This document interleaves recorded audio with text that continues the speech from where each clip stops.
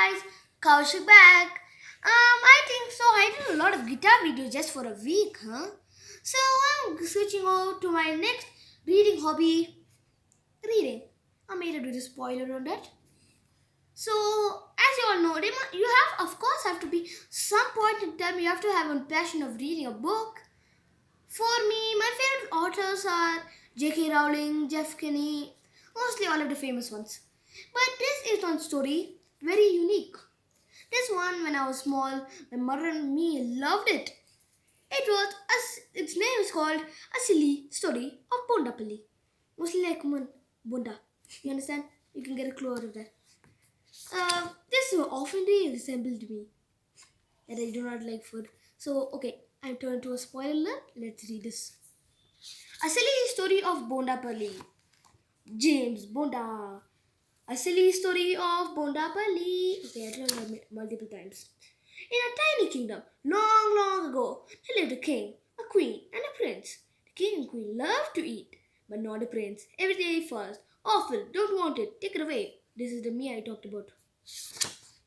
The queen could not bear it no longer. One day, he marched into the royal kitchen, stomped her foot, and wiggled at the cook. Make something the prince will eat, she roared at the cook, or it's off with your head. Okay, that's really dark. I'm very scared by myself. The royal cook was terrified. All night he worked. He chipped and he chopped. He boiled and he baked. He sliced and he diced. He tried, he fried, and he cried. Wah! I'm going to die! Okay, I don't think so. Cooking is a job. Just as the sun peeped out the next morning, the cock crowed loudly. Cook-a-da-coo! The dog jumped and fell on the cat. The cat jumped and fell on the cook. The cook jumped and down fell a spoonful of batter, plonk, into the hot oils. It sizzled and swelled into a round ball. How much pain must have felt? It felt a lot of pain. It cook took a bite. It was crisp outside, soft inside. The royal family sat down to eat. The cook stood behind his door. His hair held his head tightly in. His hands in case the queen set it rolling. Okay, that's also dark. The hot golden balls were served to the prince. He sniffed, he nibbled, he gobbled. First one, then another. Wonderful! He spluttered with his mouth stuffed. Yes, wonderful! Declared the king. No, he said wonderful! Shouted the delighted queen. These are bondas! With a sigh of relief, the cook mumbled, yes, bonda, and scurried back to his kitchen. He turned to a scary poke.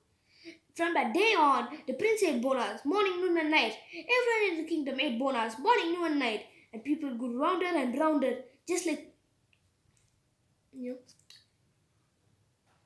And people grew rounder and rounder, just like bondas. They got stuck in their doorways, so they built round houses with round doors, round beds, and round chairs. I never seen round doors. I would like to live in Bondapalli. The kingdom became known as Bondapalli. Okay, I did a spoiler a minute before. Everywhere in Bondapalli, shops sold little bondas and huge bondas, sweet bondas and salty ones.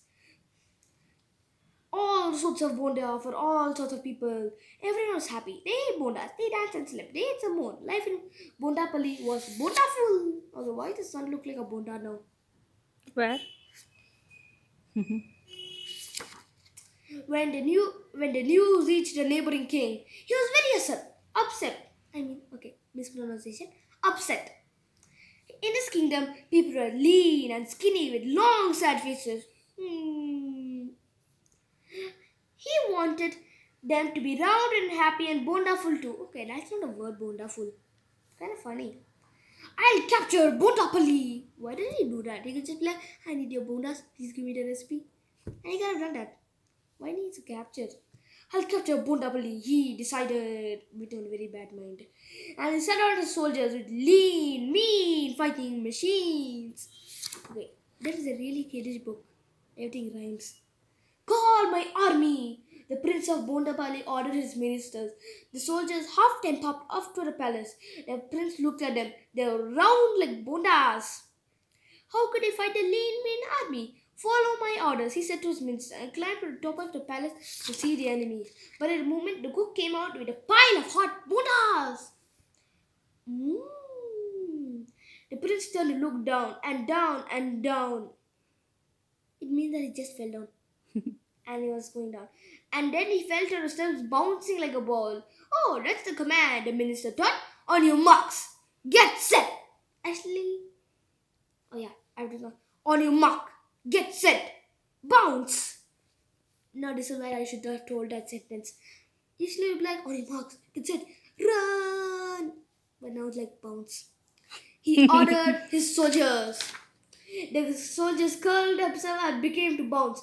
They bounced out of the palace and onto the battlefield. Okay, this is my doubt. The Bondapalli soldiers, when they fall down, won't that spears be like... But I think so. Again, I'm very dark now. The enemy saw hundreds of balls charging towards them. They thought they were gigantic cannonballs. Others thought they were monsters. They were very, very frightened.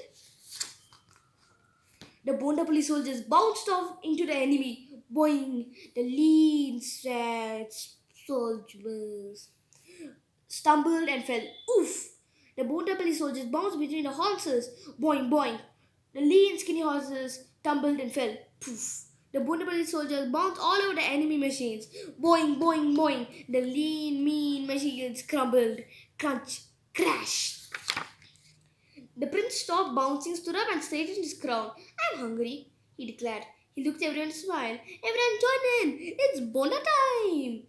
The hot royal cook ran with moons of hot bolas. The king and the queen and the prince and the people with the lean, skinny soldiers with long, sad faces sat together and gobbled up the bondas. Everyone cheered. Long live Bondas! Long live Bondapalli!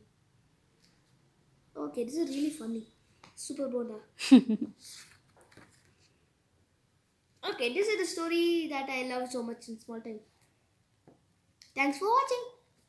Bye. Bye bye.